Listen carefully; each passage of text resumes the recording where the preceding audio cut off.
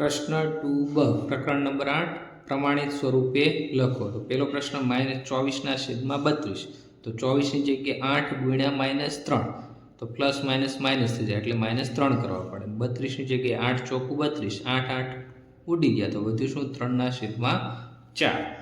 ત્યાર પછી -36/24 तो आनी जगह 12 गुण्या -3 12 तेरी 36 અને 12 दू 24 12 12 कट थी गया। आंसर शू थी गयो आपणो -3/2।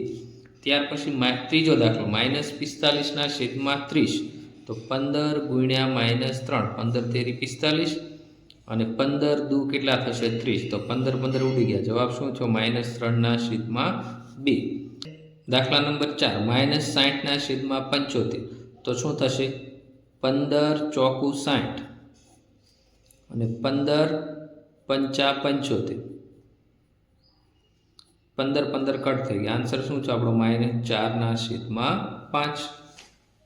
પ્રશ્ન 2 આપેલી સમય સંખ્યાની વચ્ચે આવતી બે સમય સંખ્યા લખો। પહેલો પ્રશ્ન છે -1/2 અને -2/3 તો આ બંનેમાં છેદ કેવા છે અલગ અલગ। તો આપણે પહેલા શું લેવો પડે આનો લસા લેવો પડે। तो 2 નો ઘડિયો અને 3 નો ઘડિયામાં જે કોમન આવતું એનો લસા થાય।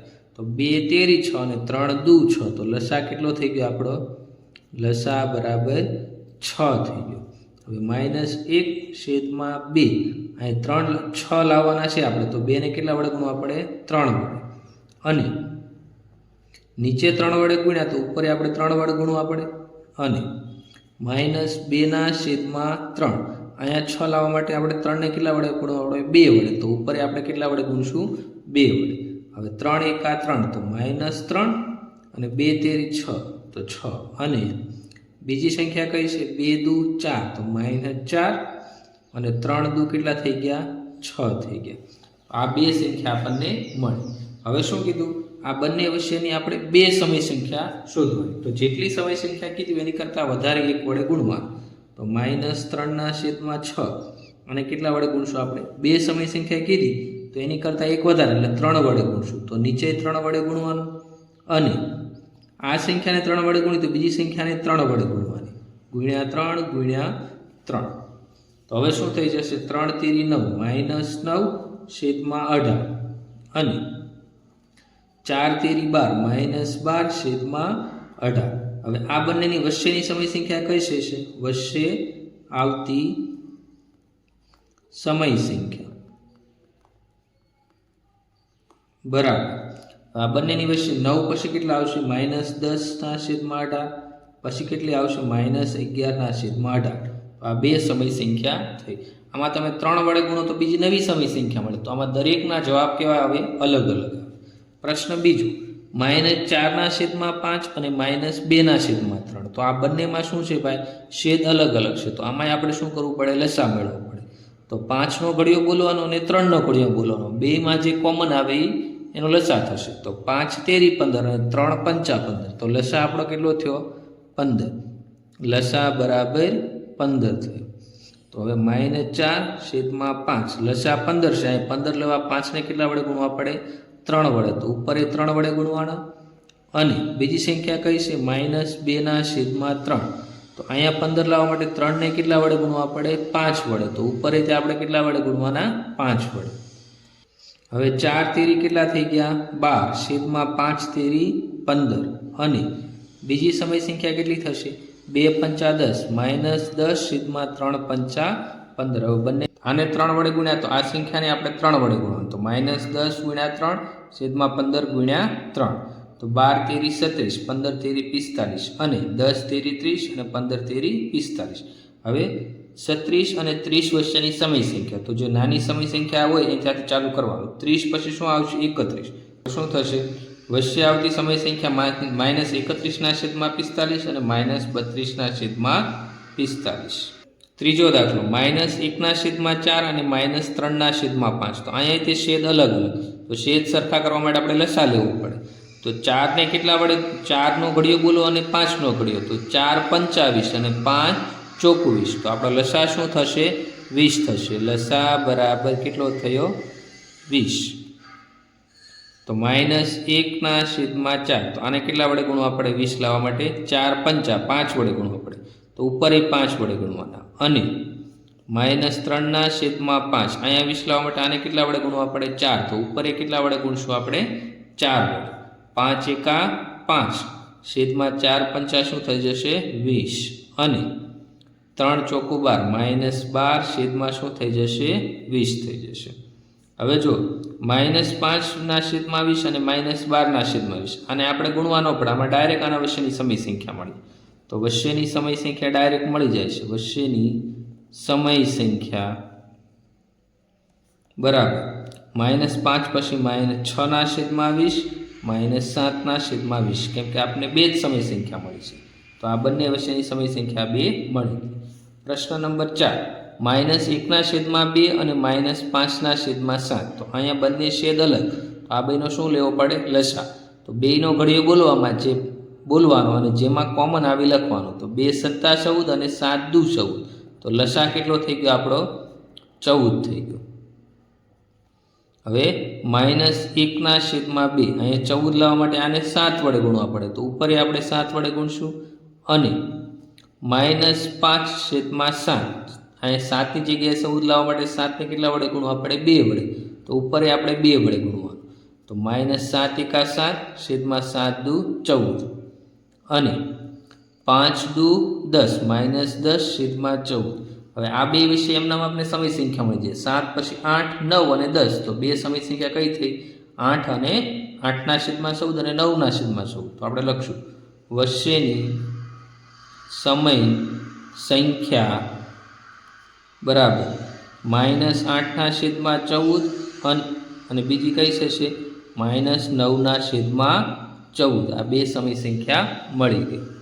ત્યાર પછી પ્રકરણ 10 પ્રશ્ન 1, નીચેની પદાવલી માટે પદના અવયવો લખો. પહેલું છે 8x² y². તો 8નો આપણે નાનામાં નાનો અવયવ શું થશે? 2 × 2, 2 દુ 4 × 2. તો 2 દુ 4, 4 દુ 8, 8 ના થઈ ગયા. હવે x નો વર્ગ, તો x × x, y નો વર્ગ એટલે y × y થઈ ગયું. હવે 25, તો 25 નો નાનામાં નાનો અવયવ શું થશે? 5 × 5.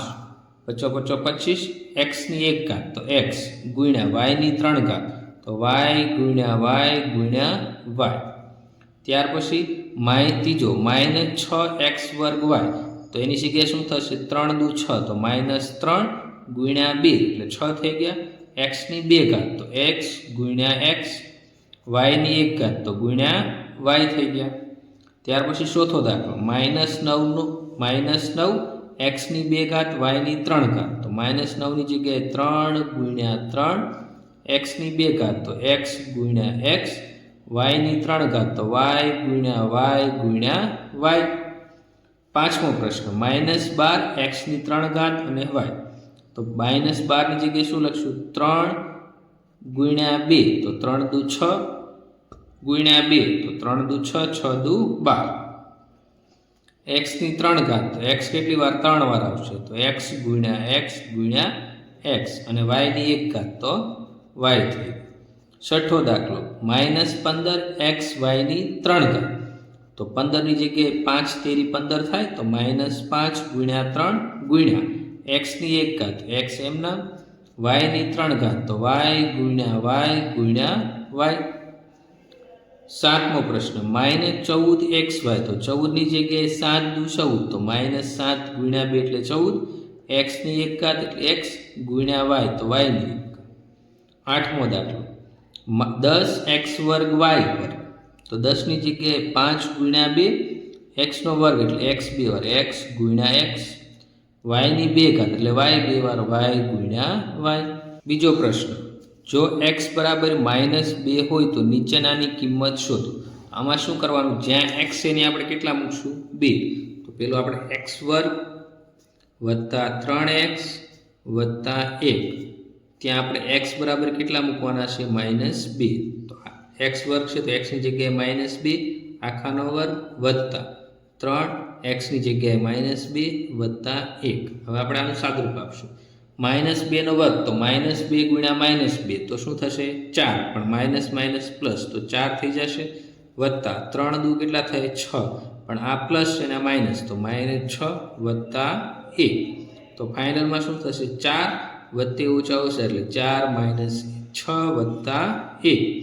હવે 4 માંથી 6 કાઢો તો કેટલા વધે? 2, પણ -2, મોટું પદ માઇનસ છે, વત્તા 1, માઇનસ પ્લસ માઇનસ, તો 2 માંથી 1 કાઢો તો 1, મોટા પદનું નિશાની, મોટા પદ 2 છે એની આગળ માઇનસ નિશાની, તો આ શું થશે? -1.